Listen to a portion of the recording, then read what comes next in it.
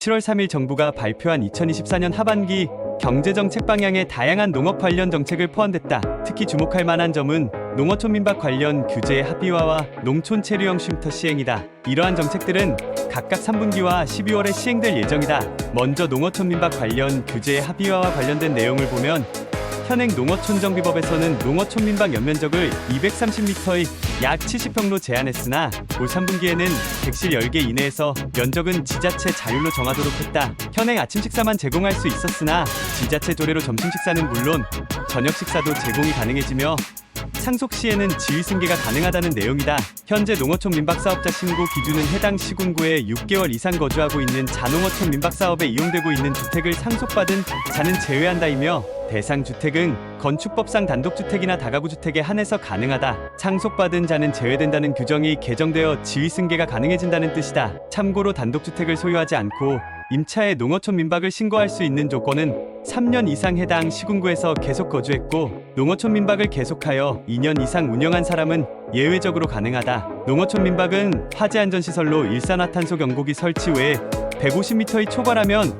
피난 유도 등 표질 설치, 휴대용 비상 조명 등 소화기 등을 갖추어야 하고 3층 이상 건물은 3층부터 객실마다 완강기를 설치해야 한다. 또한 환경시설로 오수처리 시설 설치와 음식 제공을 위한 주방시설, 세척시설, 환기시설 등을 갖춰야 한다. 다음은 도시민 주말체험형농 확산을 위해 농촌 체류형 쉼터 시행 관련 내용이다.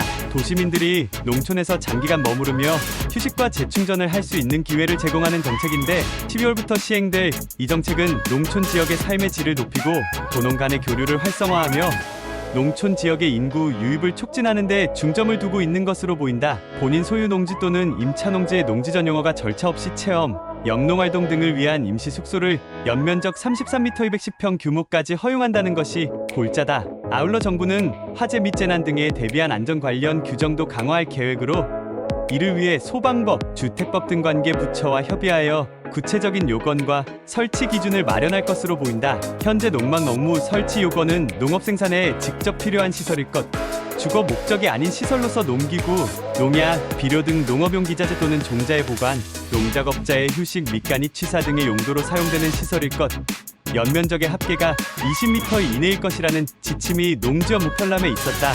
연면적 산정은 건축법상 건축물의 외벽의 중심선으로 둘러싸인 부분의 수평 투영 면적이다. 다락은 1.5m 경사진 형태의 지붕은 1.8m까지는 바닥 면적에 넣지 않아 농막의 다락 형태가 가능하다. 농막 신고 절차 가설건축물 축조 신고는 농지 소재, 지자체의 가설건축물 축조 신고서를 제출하는 것으로 시작된다. 당초 전기, 수도, 가스 등 새로운 간선 공급 설비의 설치가 불가했으나 2012년 농지업 무편람에 의거 농막 내가스, 전기, 수도 등 설치가 가능해진 상태다. 다만 정화조 설치는 건축법 및 타수도법에 저촉되지 않아야 가능해 지자체별로 설치 여부가 다르게 적용되고 있다. 언론을 보면 농촌 체류형 쉼터를 기대하는 많은 사람들은 현행법상 농막 업무의 기준과 달리 숙박이 가능해질 뿐 아니라 보유 주택수에 포함되지도 않아 양도소득세와 종합부동산세 등의 부담도 없다는 점을 이점으로 여기는 듯하다. 과연 이게 사실일까? 현재 농막도 건축물로서 취득세와 재산세가 부과 대상이다. 주민등록법상 도로명 주소 부여도 가능해 택배를 받을 수도 있다. 그렇지만 상시 거주용으로 사용할 경우 불법은 차치하고 실질과세 원칙에 의거 주택수에 포함된 취득세, 양도세, 종합부동산세에서 불이익을 받을 수 있다. 특히 종합부동산세의 경우 1가구 1주택은 12억 원까지 공제받지만 기존 주택이 있는 상태에서 농막이 주택으로 간주되면 다주택자가 되어 공제받을 수 있는 금액이 9억 원으로 줄어든다. 농막보다 연면적이 크고 숙박까지 가능한 농촌 체류형 쉼터를 농막보다 더 많은 혜택을 부여하기에는 농식품부 입장에서 한계가 분명 있다. 따라서 농촌 체류형 쉼터는 연면적을 33m 210평 규모 이내 임시 숙박이 가능한 농막보다 규모가 커진 큰 농막 정도에 그칠 가능성이 높다.